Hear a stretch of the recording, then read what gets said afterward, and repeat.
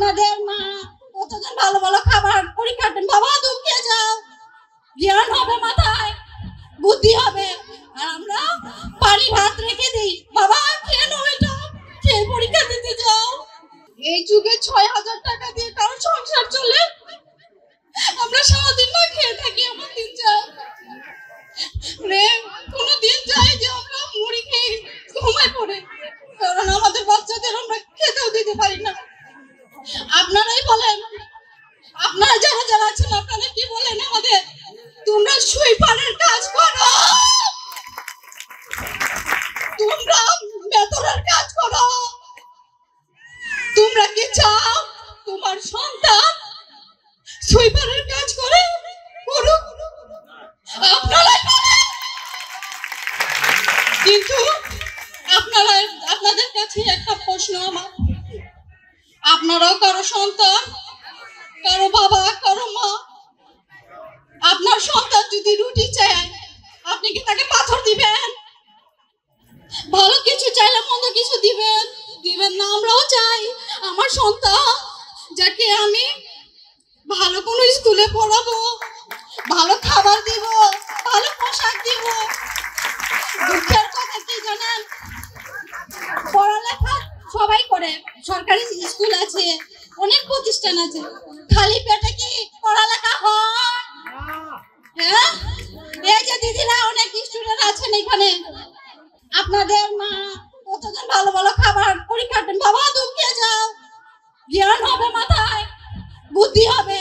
আর আমরা পানি ভাত রেখে দিই, বাবা কেন এটা খেয়ে পরীক্ষা দিতে যাও। খালি পেটে পেট ধরে বাচ্চারা শুয়ে পড়ে, কেন জানেন? আমাদের কোনো চাকরি নেই। আপনারা খোঁজ নিয়ে দেখেন, আমাদের এলাকায় বাসপুর সমাজে কারো কিন্তু সরকারি চাকরি নাই, কোনো মহিলার রাস্তার চাকরি নাই। খোঁজ করে দেখেন, খোঁজ করুন। আমরা মিথ্যা বলছি না, আমরা কোনো মিথ্যা বলছি না। আমার স্বামী একটা ব্যাংকের চাকরি করতো, ৩,০০০ টাকা বেতন পেত। আবার ওই চাকরিটাও চলে গেছে। আমি নিজে দোকানে দোকানে ঘুরেছি, আমাকে একটু চাকরি দিবেন, আমি মুছে দিব, ময়লা ফেলে দিব, বাথরুম ধুয়ে দিব। কেন জানেন? আমার ছেলে 4 বছরের মাঝে মাঝে অসুস্থ হয়, ডাক্তারের খরচ আমাদের থাকে না, ভালো খাবার দিতেই তো পারি না, একটা টিউশন দিব নিম্নত ১,০০০ টাকা, ওটাও তো আমাদের সামর্থ্য নেই। তাহলে আমাদের সন্তান কিভাবে আগাবে বলতে পারেন আপনারা? কিভাবে আমরা আগাবো?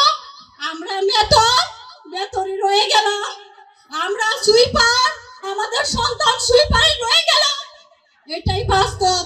তারপরও আমরা আশা প্রত্যাশী, যেই আসেন সবাই আমাদেরকে কথা দিয়ে যান, তোমাদের এমন অবস্থায় থাকতে হবে না, তোমরা ভালো পথে যাবে, তোমাদের সন্তান লেখাপড়া করবে, অনেক কিছুই আপনারা আশা দেন। তাহলে কেন ভুলে যান বলতে পারেন? আচ্ছা, অনেকেই ডাক্তার ছিলেন, অসুস্থদের ডাক্তারের প্রয়োজন হয়, সুস্থদের তো প্রয়োজন হয় না। কেন ম্যাডাম? একবার কি আমাদেরকে দেখতে পারেন না? একটাই বার কি আমাদের দেখতে পারেন না? কি কারণে? আমরা কি দোষ করেছি বলতে পারেন? কি অপরাধ আমাদের?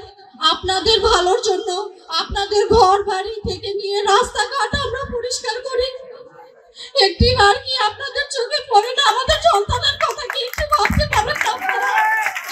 একটি বার ভাবতে পারেন না যে আমার সন্তান যেন একটা ভালো স্কুলে পড়ে, আমার সন্তান একটা ভালো খাবার